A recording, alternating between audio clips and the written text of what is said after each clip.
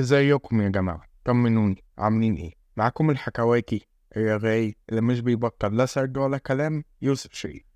النهاردة حلقتنا هتبقى عن كره النفس، تأثير كلامنا علينا وعلى غيرنا، وحب الذات ومواضيع تانية كتير. فيلا بينا. شد كرسيك أو اظبط عجيكك على كنبتك أو ريح على البين باد بتاعك يا انتربرنور يا بتاع الستارت اب. كوباية الشاي بلبن أو السحلب بالجافي أو حتى مج الكاكاو. ويلا بينا يا بشوات ويا هوان في حلقة جديدة. عدوا معايا: 1 2 3، والحكاية والرواية.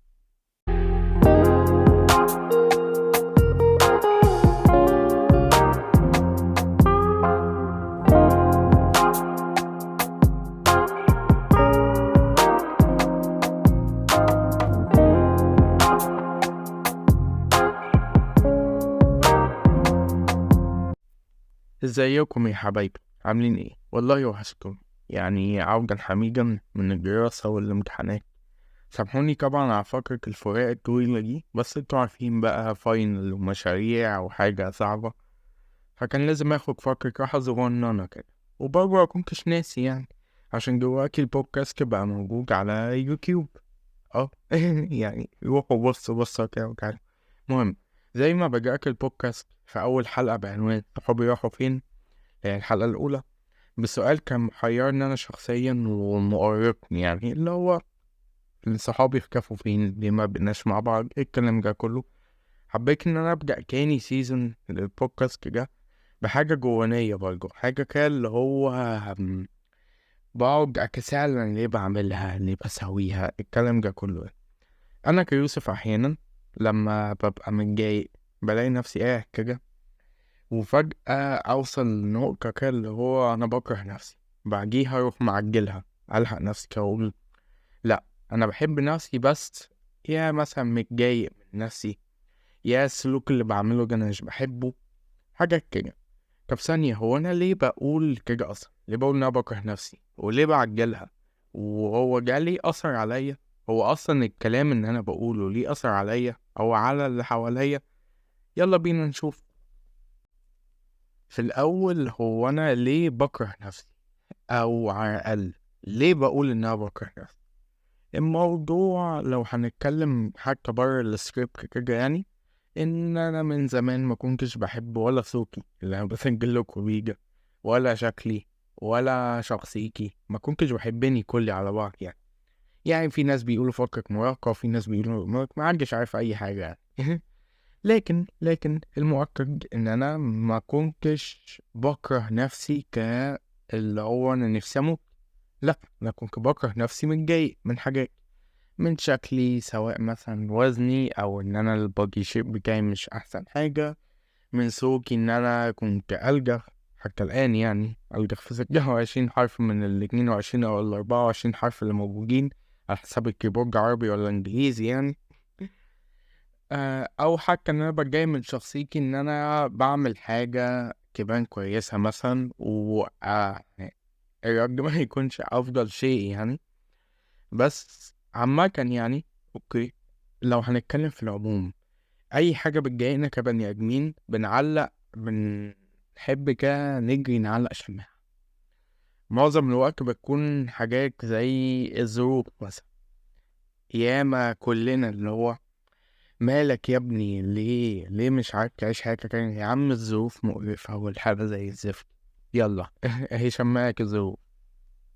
رغم ان احتمال ممكن اكون اجي اغير ده، لكن لا، هي الظروف، يلا خليها الظروف.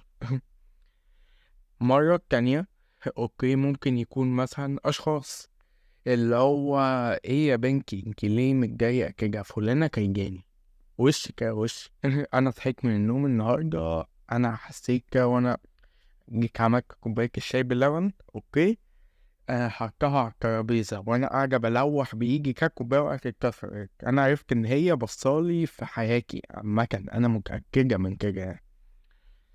او حاجة جماد، اللي هو يعني اشهر جملة في تاريخ ماتشات البلاي ستيشن، فيفا اوكي او بيس، حتى الدراع معلق. يلا انت اللي بتلعب الدراع معلق، الدراع معلق، الحكم خسرني. حكم ايه؟ ايه الحكم ايه؟ مفيش، اللعيب دخل الكرة غلط، ما انت اللي هي كده، هي كأي حاجة. اوكي هترجمها شماعة عشان نخلص. ونوعا ما ده اسلوب ناجح، بما ان احنا بنتجاوز معظم الاشياء السيئة اللي بتحصل في حياتنا يعني بهذا الاسلوب. لكن مع هذا احيانا في لحظات حزن كده، او حتى مع عدم الثقة بالنفس، بنروح مدينا واحدة جلد ذات. اوكي زي ما حكيت لكم قبل كده، عشان اكيد انا السبب. هتلاقيه اسهل من ان انت تقول ان انت قص الفساد كله في الارض. يعني ايوه انا الغلطان، انا اللي مش بعرف اذاكر، وانا اللي فاشل، وانا اللي قومت الحرب العالمية التانية، وانا اللي وعدت وعد الزفت بلفر وعد من لا يملك لمن لا يستحق. اوكي انا اللي عملت كل بص بلاوي الدنيا كده. انا كل اقول لكم انا اسمي الحقيقي ابليس.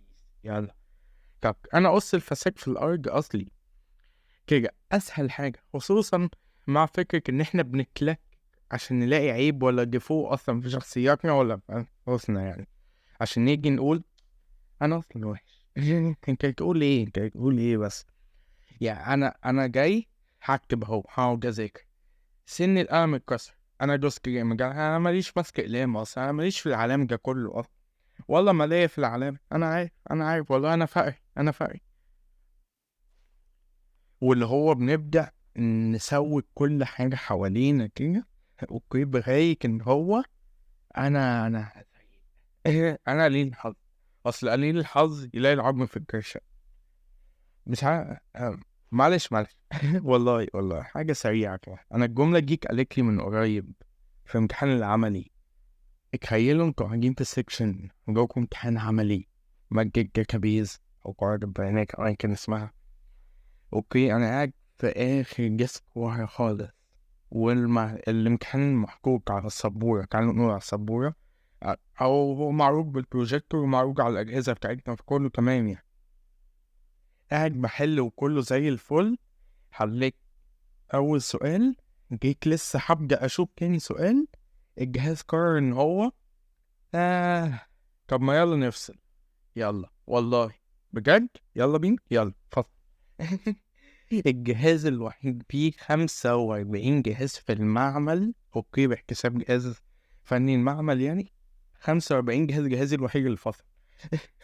وانا قاعد جوه خالص، فمش شايف حاجه طبعا. الحمد لله يعني، الحمد لله على كل شيء، عدى على خير.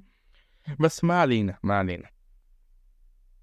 هقول لكم شويه جمل كده، وقولوا لي ان انتوا ما سمعتوش نفسكم ولا حد من حواليكم بيقولوها قبل كده. جمله زي انا وحشه، او يا عم انا مسكاش اصلا، او انا مفيش فيا حاجه تتحب اصلا. تقول ايه؟ واحيانا حتى انا اصلا فاشل فمش فارق احاول ليه يعني. طب هو احنا ليه بنعمل كده؟ لا بجد يعني، هو احنا ليه بنحقر من نفسنا قوي كده يعني؟ مين احنا ماسكين على نفسنا ايه عشان نستحمل كل ده؟ بالنسبه ليا اوكي، ممكن عشان كل حاجه احنا بنعملها ومش بتجيب نتيجه، اول استنتاج مننا ان احنا اصلا يلا. اصل ايه السبب؟ ايه سبب تاني؟ انا جيت هحل مسألة طلعت الناتج غلط، ايه اول حاجة هتيجي في دماغي؟ انا حلتها غلط. منطق كده. ممكن انا مش فاكر القانون، ممكن انا الخطوات عكيك فيها، ممكن اي حاجة في الدنيا هتجيني كل تعالوا نقول الاتهامات للشخص نفسه او للنفس هتيجي الاول كده في القايمة، بعديها نبقى نشوف اي حاجة تانية. ممكن الدكتور يكون كتب القانون غلط، مش هتيجي في دماغي، انا غلط. ممكن ابقى استخدم قانون تاني للمسألة دي، او المسألة دي ليها قانون اصلا ما خدناه، مش انا غلطان. من الاخر كده انا عايز اكره ببساطة. وبرضو عشان ما نقفرش الدنيا، عشان احنا معظم الوقت حاسين ان احنا مش كاملين، على الرغم ان احنا مش لازم نكون. زي ما قلنا في حلقة مثالية مش موجودة في الروايات يعني، مش لازم نكون مثاليين. بس اللي بيحصل ان احنا بنحبط من فكرة ان احنا محققناش اللي احنا عايزينه، فمش مش بنواجه ولا نوجه حتى الحزن ده بالطريقة الصح، بل بالاحرى ان احنا بنروح نعاقب نفسنا على شوية حاجات. اولهم ان احنا غلطنا، ثانيهم ان احنا زعلنا نفسنا. يعني انت غلطت وزعلت نفسك، يا مفتري يا ظالم يا عاق. وان احنا ما كناش قد توقعاتنا. عارفين الميم بتاع I am not mad I am disappointed؟ هو ده احنا. انا مش متعصب منك، انا انت عليك من نظري، عليك من نظري يا محمود، والله عليك من نظري. ببساطة احنا مش بنقبل ان احنا بني ادمين، ومش بنقبل ان احنا بنغلط. والاهم ان احنا اصلا عاجزين عن فعل حاجات كتير قوي في الدنيا، عشان ببساطة مفيش مثلا بطل خارق يقدر يعمل كل حاجة، مفيش سوبرمان في الحياة الحقيقية. حتى زي ما قلنا قبل كده، أبهاتنا وأمهاتنا هما مش أبطال خارقين، ما يقدروش يعملوا كل حاجة في الدنيا، بس احنا بنحطهم في هذه الصورة. فلما في حاجة بيفشلوا فيها وده طبيعي، اوكي، بنبدأ نحس اللي هو لا هم مقصرين معانا، لا مش بيحبونا، والله ما بيحبونا، انا بقولك مش بيحبونا كده، وبنكمل بقى. فتعالوا حتى لو شوية صغيرين، حتى لو للدقيقة الجاية دي هقولكوا على حاجة نقولها انا كتبتها، اوكي، لعل وعسى تنفع او تخلينا ندرك شوية قيمتنا يعني. حلو اوي، يلا بينا. انا بني ادم، مش قادر على عمل كل شيء، ومش لازم اصلا اقدر، بس على الاقل بحاول. اي نعم بغلط عادي، بس بتعلم من غلطاتي.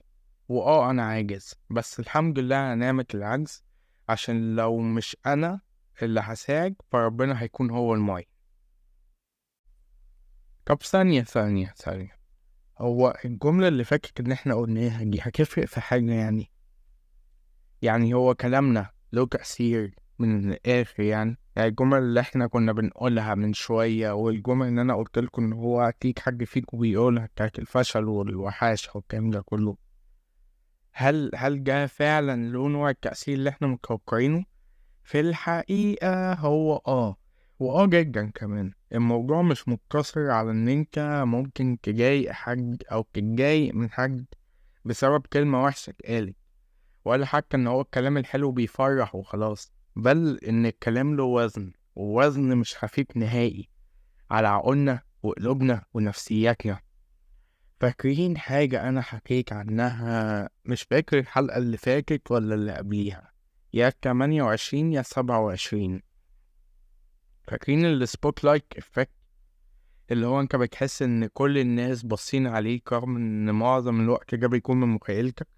كي ماشي في الشارع تتكعبل تفتكر ان مليون حد بقى البنت الوقت هناك دي صورت جو بعتلكوا سناب شات لصاحباتها وجروباتي عاملين جروب شات قاعدين بس بيتنمروا عليك عشان انت وقعت. زك. اي نعم الموضوع مش بيكون بهذه الأفوار، لكن بتحصل، ما يجريش يعني. انا كيوسف عشان ما تأثرش بالحكاية دي، او عشان امحيها شوية من مخي او ابعدها كده، كنت بقول جملة بسيطة، ان كل واحد عنده بلاوي الدنيا ومحدش مهتم بحياتي اصلا. لاحظت حاجة هنا، يعني اي نعم فكرة ان كل شخص عنده مشاكله دي موجودة، بس ليه اقول ان محدش مهتم، او ان يعني بين قوسين كده يعني مش فارقة حياتي بالنسبة لأي حد؟ الصراحة مش انا اللي لاحظت كده obviously يعني، اللي لحظته كانت أمي العزيزة، أو في قول آخر يعني لازم حكي الناس بيقولوا كده الأخصائية النفسية ولاء محمود يعني، شاوت أوت ليه يعني، أنت تقوم تقف جواكي وتسقف نقول اسم أمي، يعني إحنا بنتكلم في إيه؟ المهم لما سمعت هذه الجملة مني قالت لي هو حلو اللي أنت بتقوله، بس أنت ليه بتطلق أحكام؟ قعدت أتحاور معاها يعني، ومن من الحوار يعني معاها اكتشفت ان الكلام اللي بنقوله له تأثير علينا، سواء بالحلو او حتى بالوحش. زي مثلا لو جبتني كده كل يوم الصبح، انا جيت وقفت كده بصيت في المراية قلت ايه القرف ده على نفسي، طبيعي ان ما اشوفش نفسي حلو بقى. اصل المخ كل يوم بيجيله نوتيفيكيشن او اشعار كده اللي هو يقوم كده لسه خلايا المخ بتحاول تفوق اصلا، واللي هو ايه القرف اللي انا شايفه قدامي جنبي، ايه المسخ اللي واقف قدامي في المراية كده. كل يوم يجيله هذه المعلومة. اول مرة المخ هينكر، تاني مرة هيقول طب ما يمكن، بعد كده هيبقى معتبر ان انت بتقوله معلومة مسلم بها، زي ان الشمس بتشرق من الشرق مثلا، او ان المية بتغلي عند حرارة 100. من الاخر عمره ما هيرجع وراك بعدها، بل بالعكس، تغيير هذه الاسطمبة اللي انت حطيتها له هيكون صعب جدا، لان هو خلاص عمل. اكيد كنا اتكلمنا عن normalization، اللي هي لا اللي بيسمعون من الجامعة مش بتاعت الداتابيز، لا مش دي normalization، اللي هي انت بتيجي تخلي تفضل تعمل تعرض مخك لنوع معين من الاكتيفيتي او من الانشطه، لدرجه ان هو بيبدا يحس مع الوقت ان حتى لو دي كان فيها مشكله هيبقى عادي كده. وده اللي بيحصل في معظم الاجندز اللي موجوده جواكي، او الاجندات يعني، اللي هو طيب في اجندك ان انا هقعك في شنكايه مع في شنكايه، او في شجاكه مع في شجاكه على رأيك حالب يعني، وده عادي كده، وان احنا لازم نقبل بده. فانت طبعا مش هتقبل بده، فهيجي في كل البرامج التلفزيون والافلام اي بوكس اوفيس موفيز معدي كده. اوكي طب ما هنحط دي، انت هتكون رافض لده، بس مع الوقت هتتعود تشوفهم. فلما تشوفهم مثلا في الشارع، اوكي هتحس ان هو طب ما عادي طب ما انا بشوفها لسه شايفها في المسلسل فوق، فعادي اما اشوفها تحت يعني. بس فهو ده النورماليزيشن، انك بتعود المخ على حاجه مش المفروض يتعود عليها. فلما تعود المخ بقى ان انت يعني ده نوع اسوأ حتى من النورماليزيشن بتاع الاجنجات. لما تعودوا ان انت بتقولوا ان انت شخص مقرف اوكي، ان صاحب الجسد ده شكله مقرف، شخص مقرف عامة، دي حاجة سيئة. ان هو بعد كده لو حد جه في الشارع قال له انت ابن كذا اوكي، ما هو هيقول له طب ماشي يا عم تشكر بس خلاص هو تقبلها على اساس ان هي حاجة عادية جدا.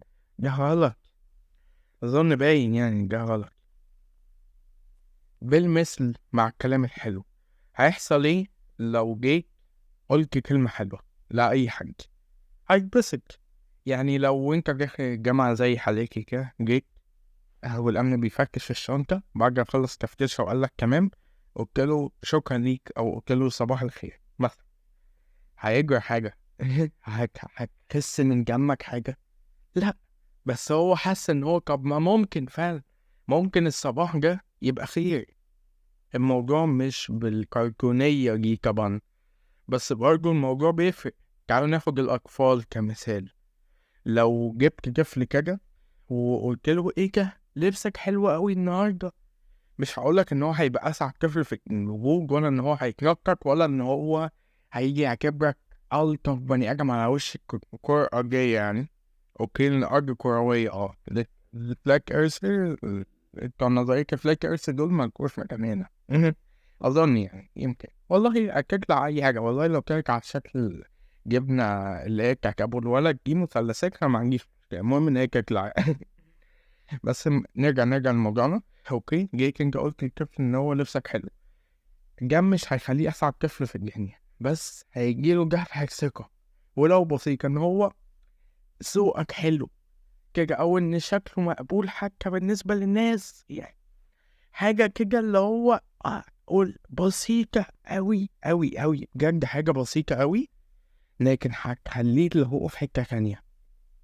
هتخليه يرجع بيكم مثلا النهاردة، يجي يقول لمامته مثلا ان هو انا حد قال لي ان انا شكلي حلو النهارده كده، بس هيكون فرحان وهو بيقول لها حقيقة. هيقف قدام المراية كمان، طب ما انا قمر اهو مش عارفه ايه، ويقف قدام المراية كده يقعد يعمل كده زي اللي هو الموديلز يعني مش عارفه ايه كده. فالكلمة الحلوة بتنشر كل حاجة فينا كبني ادمين. احسن موتيفيشن في الحياة انك تقول لحاجة كلمة حلوة، وده مش معناه ان انت تمشي تقول في كلام حلو زي السويت توكرز من زي طول الوقت، لكن اوكي ما يضرش لو قلت.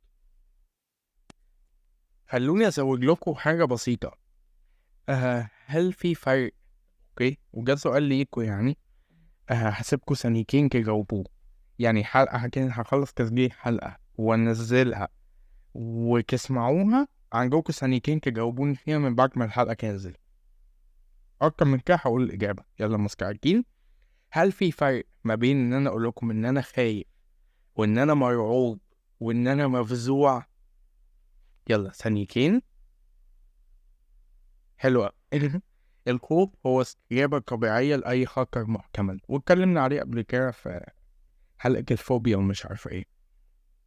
الرعب هو خوف شديد ورهبة، حاجة كده اللي هو انت في تهديد موجود. اوكي، جيب مثلا حاجة زي كده يعني.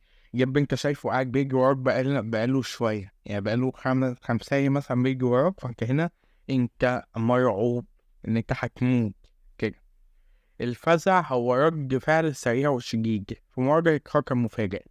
انت داخل الأوضة، أخوك كان واقف ورا الباب عمالك بيه بس انت طرت في الهوا طبعا، الحمد لله. راسك كسرت السقف زي أفلام الكرتون كده، قلت متعلق شوية بعديها وقعت تاني، مش عارفة ايه الكلام ده كله. طب يا ترى لو مفيش فرق ما بينهم، مفيش فرق ما بين الخوف والرعب والفزع، كان هيبقى في 3 كلمات تعبر عن حالة متماثلة ليه؟ فضيان. يعني مخترعين اللغة دول قعدوا كده. طب والله احنا عملنا الجرامر، وعملنا اللي هو النحو يعني، وعملنا الفوكاب، وعملنا مرادفات ومدرجات، عملنا كل حاجة في الحياة. هيجا هو لا اعمل لي رعب واعمل لي فزع معاه. ليه كوك الكلمات؟ يلا. اصل احنا فاضيين ورانا حاجة؟ لا، ما وراناش حاجة، احنا قاعدين هنا بنظبط في اللغة، وعلماء الرياضة هنا قاعدين هناك اهو بيكاجوري قاعد بيرغي هو ونيوكي، عايزين يعملوا قانون مشترك كده يفلق العيال بتوع المنوفية في امتحانات ثانوية عامة من الآخر كده يعني. بس ببساطة كل كلمة ليها قيمة، زي ما مثلا في الخطابات السياسية أو حتى الدبلوماسية الكلمة ممكن تقوم حرب. يعني لو هما جم قالوا إن هو اللي حصل ده أوكي كان خلاف، تفرق لو قالوا إن هو كان عراق، تفرق إن هو لو قالوا ده كان عداء. كل واحدة من دول تفرق. حتى في العلاقات بالمناسبة في فرق كبير قوي ما بين ان انت تقول ان انت زهقت من صاحبتك او خطيبتك او مراتك، او ان انت تعبت منها. ليه؟ عشان الزهق معناه ان انت متضايق او مش مرتاح عامة. مثلا اتكلمتوا في موضوع مش مريح، هي عملت لك اكله مش بتحبها، الطريقة في الكلام مبقتش احسن حاجة جواكي، ما الى ذلك كده. لكن اوكي على النقيض الاخر يعني، او on the other hand، التعب معناه ان انت مرهق سواء جسديا او نفسيا منها. اللي هو هنا لا، في خطر، انت محتاج تروح للدكتور، محتاجين تروح لثيرابيست علاقات، الكلام ده كله كده. كل كلمة ليها تأثيرها. للصدفة والله ان ده حصل معايا قبل كده. ساعة ما قلت تعالوا نسميها ميم. اوكي، انا جيت قلت لمين في مره ان كنا مخانين ومش عارف ايه، قلت لها ان انا بكرهها. قالت ليا ان هو الكره ده كلمه كبيره قوي، والنقطه ان انا فعلا ساعتها ما كنتش كارهها، انا كنت متضايق، فطلعت مني كده هفوه ان انا بكرهها. والنقطه ان انا حتى الان، حتى واحنا ما نعرفش بعض خلاص تاني، انا مش بكرهها. انا مش بكره مين، انا كنت متضايق منها وجواكي مفيش يعني، تمام يعني، من لها كل خير في حياتها. أبسط مثال إن كلمة ممكن تنهي حياة، أوكي، وكلمة ممكن تنقذ روح، وانتوا فاهمين قصدي إيه هنا يعني. فافتكر إن أنت مهم، وإن أنت تستاهل، وإن أنت تتحب من الآخر، عشان ننهي هذه الفقرة الطويلة أوي يعني. حتى الكلمة ممكن تفرق في كيفية شوفك للعالم اللي حواليك. حاول تمشي بميزان، مش هقولك اوزن كل كلمة قبل ما تقولها، لأ، بس على الأقل انتقي الكلمات اللي هتقولها في المواقف الحساسة اللي انت بتعدي بيها. دي مش نصيحة، لأ، ده رجاء. في جملة حلوة قوي قالها الدكتور الراحل الله يرحمه يعني مصطفى محمود: لا فرق بين الحب والكراهية، كلاهما اهتمام شديد، كلاهما نار، وارتباط حار بين قلبين، ولولا الاهتمام لما كان الدم يفور هكذا ولا الأعصاب تتمزق. جملة لو تأملت فيها شوية كده توصل صورة خيالية يعني. إن يا ربما يعني الحب والكره يكونوا واجهين لعملة واحدة. جا من وجهة نظري أوكي، ومن إن أنا طلعت بيه من الجملة يعني. أصل ليه لما بنحب حد قوي ممكن نتضايق منه قوي برضه، مع العلم إن الحب مش لازم يكون عكس الكره. يعني الحب له مجرات كتير، والكره كمان ليه مجرات. أي نعم، واحد من، لو هنتكلم لغويا، واحد من مجرات الحب هو الكره، واحد من مجرات الكره هو الحب. بس مش بالضرورة يكونوا دايما بيجتمعوا في هذا السياق. مش بالضرورة إن إحنا دايما نقول إن الحب والكره عكس بعض. إن ممكن مثلا لو أنت، هقول لكم بنت في الشارع أوكي قاعدة بتصرخ أوكي في حبيبها أوكي، وبتقوله إن أنا بكرهك، وبتقوله إن أنت إزاي تعمل فيا كده ومش عارفة إيه، وبتخبط عليه كده يعني، أو مش بتخبط، اللي هو عارفين اللي هي الكليشيهية دي بتاعت إن هي بتخبط على صدره كان هو أكبر منها بفرق أوكي ومش عارفة إيه. هي هنا يبان من بره عليها إن هي كارهاه، لكن هنا مضمون حب، إن هي كانت خايفة عليه، كانت قلقانة، فكل ده طلع في هيئة مشاعر أوكي، غضب أو حزن أو مش عارفة إيه. كل ده ناكر عن الحب، فبان على إنه كره. فاهمين قصدي؟ لو أنا هتكلم كيوسف أوكي، فأنا شايف إن الحب والكره ممكن يتعايشوا مع بعض عادي. يعني أنا عادي أحب وأكره نفسي في نفس الوقت. معنى مش بالمعنى السطحي بتاع إن هو أنا هخاصمني لأ هحبني لأ مش عارفة إيه، لأ مش ده. لازم بلا جدال إن أنت تحب نفسك وتقدرها عشان نكون واضحين. بس عادي إن أنت تكره سلوك فيك أو حاجة بتعملها. أصل أنت بني آدم برضه، مهما عقلت وكبرت وصلت درجات العلم كلها مش هتبطل نمو. كل يوم هتستكشف حاجة جديدة، حد هيقولك حاجة، حد هيأثر عليك بحاجة. مش بقولك إن أنت تبص على نفسك جواكي ولا زمان ولا من 10 سنين وتقول أنا كنت زي الفل أو أنا مالي. بس احترم إن أنت عملت اللي أنت عملته. معنى كاني احترم اختياراتك اللي أنت عملتها في الحياة، حتى لو اختياراتك مجمرة حياتك على رأي الأستاذ أحمد سعد. لكن اوكي احترم ان انت عملتها. يمكن في الوقت ده ما كانش عندك اوبشن تاني، يمكن انت ما كانش عقلك يوصل للاوبشن التاني. فاحترم ان اللي انت عملته ده خد منك مجهود جواك وطاقة عقلية ونفسية. انت جواكي لما انا برجع واشوف انا مثلا في لحظات مثلا علاقة انا انهيتها، بقول ان ازاي عملت كده. انا لو كنت عملت كذا كذا كذا الموضوع كان هيتحل وكان كله هيمشي.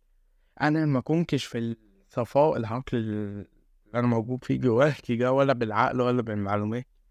انا كنت ساعتها محطم، كنت ساعتها بنهار، كنت ساعتها بنيلة. اي حاجة اكيد كنت بشرب شاي بلبن وبعمل كل حاجة في الحياة الحمد لله يعني.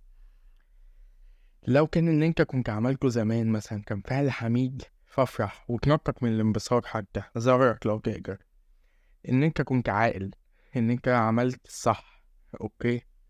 لو كان فعل خبيث فاعرف ليه عملته وازاي تقدر تصلحه. لو صلحته خلاص اتعلم من غلطك. مش هيتصلح استغفر ربنا عن انت عملته. خلاص ما قدرتش حل، استغفر ربنا في كل الحالات ما يضرش يعني. الحب والكره اهتمام شديد. واحد منهم اهتمام للاقتراب والقبول، والتاني للبعد والنفور. بس اللي بيحكم الاتنين هو تقبلك لذاتك. عشان مهما كنت بتحب قوي او بتكره قوي، وصلتك عشان تقدر تسيطر على كل المشاعر دي هي ان انت تكون عارف قيمتك. ده مش كلام تنمية بشرية بالمناسبة، انا مش بعرف اعمل كلام تنمية بشرية. بس فعلا فعلا الحاجة الوحيدة اللي انت تقدر بيها تحدد هل انا احب نفسي ولا اكرهني ولا ايه، ان انت الاول تكون عارف قيمة نفسك. ما ينفعش تقول على البضاعة دي ان هي وحشة او حلوة من غير ما تكون عارف قيمتها. اعرف قيمتها بعديها احكم عليها براحتك. طيب بعد كل ده، بعد كل اللي احنا قلناه ده، هل اقدر ان انا احب نفسي؟ هل انا استاهل ان انا اتحب اصلا؟ بص، الإجابة اللي أنا وصلت لها بعد فترة طويلة أوي من التفكير، ومش لازم تتخذها بالنظر، يعني مش لازم إن أنت تمشي ورايا، لأن أنا ولا رسول ولا نبي ولا لي أي صفة في الدنيا، بس أهي تجربة عايز تمشي عليها امشي، وكده عمري ما هقولك امشي ورايا يعني أنت شوف أنت لقطت إيه من اللي أنا قلته واستفيد بيه وبس، والمهم إن أنت تكون ضحكت يعني. لكن ما علينا، نرجع لموضوعنا. حب نفسك الأول، أصل بالعقل كده، بالعقل مين هيشتري بضاعة البياع نفسه شايف إن هي ملهاش قيمة؟ مين هيحبك أوكي وأنت شايف إن أنت ما تتحبش، أو إن أنت ليه تتحب أصلا؟ المشكلة إن كلنا أو معظمنا وخصوصا في هذا الجيل يعني أوكي اللي أنا منه، لا أسكسني نفسي يعني، بنحاول إن إحنا نعوض عدم حبنا لنفسنا بالفاليديشن أو التأكيد أو الإثبات، الحب اللي بيجيلنا من الآخرين، إن إحنا نتحب. يعني إن أنا أروح لحد أقول له إن هو أنا أتحب، يقول لي أنا أحس إن هو أوكي أنا كمان، بعديها أحس إن الشعور ده راح، أروح أقول له أنا أتحب، فيقول لي مش عارفة إيه كده، ولما الشخص جاي يمشي فأنا مش لاقي تأكيد، مش لاقي فاليديشن، مش لاقي فيريفيكيشن إن أنا أتحب يعني أوكي، فأنا بحس إن أنا بنهار، إن أنا وحش بقى، لا أنا متحبش أصلا ومش عارفة إيه، وأبدأ أكره نفسي، وندخل في السايكل من الأول والجديد بقى ومش عارفة إيه. طيب حد ممكن يطلع لي كده ومش من دولاب عادي، من جوه الكوباية، من جوه الدرج يعني، موجودين كتير ما يقدروش، يقول لي هو أنا فيا إيه يتحب أصلا؟ ده أنا مفيش حاجة عدلة بعملها، أنا فاشل في كل حاجة في حياتي. حد يائس جدا أوي كده يعني، هينط من فوق المكتب دلوقتي بحنين قوي. ببساطة حب نفسك ككل، يعني حب نفسك وانت بتحاول، وانت مرات بتنجح ومرات بتفشل، وانت بتضحك وانت بتعيط. اقول لك حب نفسك حب غير مشروط. لو فاكرين من الحلقة 17 بتاعت الحب المشروط والغير مشروط ومش عارفة ايه، قلنا ان الحب الغير مشروط ده غلط شوية، عشان انت ما ينفعش تحب حاجة وما يجيلكش مقابل لهذا الحب يعني. كده ان هو هتحب صاحبتك حب غير مشروط، لكن انت برضه محتاج فاليديشن منها، محتاج تأكيد، محتاج حب، محتاج ان انت زي قد ما هتعطي قد ما هتاخد في المقابل. انت الوحيد اللي تقدر تحب نفسك حب غير مشروط وتنجح. ليه؟ عشان انت يعني عارفين الاكتفاء الذاتي، والله والله يا جيت لك في دماغي كده، خلينا في الجغرافيا كده، لما بالك تكون عندها اكتفاء ذاتي فهي بتتعامل مع نفسها مش محتاجة حد خارجي. خلي عندك اكتفاء ذاتي والله اسهل من كل اللي انا كنت كاتبه في السكريبت كده، بس ما علينا. حب نفسك عشان كده تخلي الناس تحبك بعد كده. اصل في الاخر حتى لو عرفت خلق الله جميعا اوكي، عرفت اهل الله تماما يعني، في الاخر لما تيجي تنام اوكي هتبقى انت ونفسك لوحدك. فثق ان انت تتحب، ثق ان انت تستاهل اوكي، وان انت تستاهل ان انت تتحب. يعني كل يكتب لي بقى كل ان انت تتحب، فان انت تستاهل، وان انت تحب ان انت تستاهل فتتحب، عشان تصل كل حاجة ممكن تقرنا في الدنيا اقولها اوكي. اقعد غير الكلمات دي مع بعض، جمعهم، حطهم افقي، حطهم رأسي كده، كلمات متقاطعة بقى جاية اهرام، كل اللي انتوا عايزينه ده اعملوه كده، بس الأهم إن أنت تتحب. وكان لو اعتبرها جملة من شخص غريب قال لك أنت شخص حلو النهاردة، بس كده.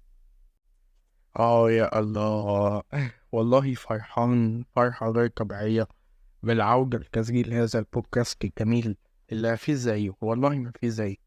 وحشتوني جدا. دي الإندنج، لو حد لسه جديد يعني أهلا بيكم أو لو حد بيسمعني من على يوتيوب هاي برضه. هفضفض شوية والله بعديها هقفل الحلقة بس ما علينا يعني. أنا خدت وقت شوية في كتابة الحلقة دي، وهحاول أجمع استطيع إن أنا أكمل في سيزون 2، بما إن إحنا أجازة بقى ولسه هندخل على الترم التاني ومش عارفة إيه، فهحاول قدر المستطاع إن أنا أكمل نزل حلقة كل أسبوع. لو الموضوع عجز معايا قوي هبقى أخد بريك أسبوع في النص يعني، بس إن شاء الله لأ، إن شاء الله لأ، ان شاء الله السيزون ده احاول احسن الدنيا اكتر، سواء بالمواضيع او ممكن ابدا استضيف ضيوف. مش عارف مش عارف ازاي اصلا هعملها، بس لو في حد عايز يطلع معايا يقول لي، او لو حد عنده فكرة برضه يقول لي، ما يخسرش. هو عودة حميدا والله للبودكاست، انا مبسوط اوي بجد. الحتة دي مش سكريبتد، لو حد مش ملاحظ يعني الحتة دي مش سكريبتد. ادعولي عشان النتيجة لما تطلع افرح كده واسجل لكم حلقة تانية. ويلا بينا الفقرة اللي عمرنا ما هننساها اكيد يعني. صح، قبل ما ابدأ هذه الفقرة، وبما ان هي فقرة دعاوي يعني، وبما اني كان هسيج في الاول، ما تنسوش كده ولا اخواتنا في فلسطين اللي بيحصل هناك موقفش. اوكي، هو احنا مش بنتكلم في فقرة 103 او 113 يوم دول، احنا بنتكلم في ان في اكتر من 76 سنة بيحصل كل ده. لكن الفرق بس ان احنا ما كانش في كاميرا مسلطة هناك، ولا كان في حد بيقول، حد قاعد في نيو جيرسي مثلا قاعد بيقول free Palestine مثلا او حاجة زي كده. فادعوا لهم لو اللي يقدر يعمل حاجة يعملها، لأن الموضوع لسه مكمل. لو تقدروا أقعوا. أوكي، أقع في الإيمان، اقعوا بس، ويلا بينا. ربنا يسعد أيامكم قدر المستطاع، ويخفف ألامكم وأحزانكم قدر الإمكان يعني. يجعلكم دايما في راحة بال واطمئنان، ما تشيلش هم أي حاجة في الدنيا، آمين يا رب. يقويكم ويخليكم دايما كده قادرين إن انتوا تعدوا كل الصعوبات اللي في الدنيا اللي بتواجهكم، ويقرب منكم من الناس اللي انتوا تستاهلون في حياتكم، تعالوا نقول العوض بتاعكم في الدنيا، ويبعد عنكم كل شر وكل أذى وكل مرض وكل حاجة وكل حاجة وحشة ممكن تحصل في الدنيا. ينزل عليكم الطمأنينة كده، تناموا من غير جهد، تصحوا من غير تعب، تعيشوا من غير هم عامة. يخليكم على شخصكم وشخصياتكم اللي مفيش زيها في الدنيا، وأنا متأكد من كده، واللي تتحب من القلب والله. يحببكم في نفسكم، اوكي، عشان يحبب خلقكم، يحبب خلقه فيكم على كين يعني. ويخليكم ليا ويخليني ليكم طبعا يعني. ما البودكاست بتاعي برضه فاهمين يعني، شوية ليا شوية ليا بس. ويجعل ليكم دايما نصيب في الدعوات اللي انا برجعها لكم دي اضعاف مضاعفة، ويجعلني النصيب برضه يعني في شوية صغيرين. اتمنى لكم كل خير وبخير في يومكم. سواء انت بتسمع ده الصبح ولا بالليل، بتعمل حاجة وانت بتسمعني، او ان انت بس قاعد مركز معرفش على ايه، قوم اعمل حاجة. قوم اغسل مواعين مثلا عادي. تمام يعني. اتمنى لكم كل خير. ارجو ان الحلقة تكون عجبتكم. دي كانت اول حلقة في السيزون التاني، او لو هنتكلم بالكاونت العام بتاع البودكاست يعني، فدي الحلقة رقم 29. اتمنى لكم كل خير.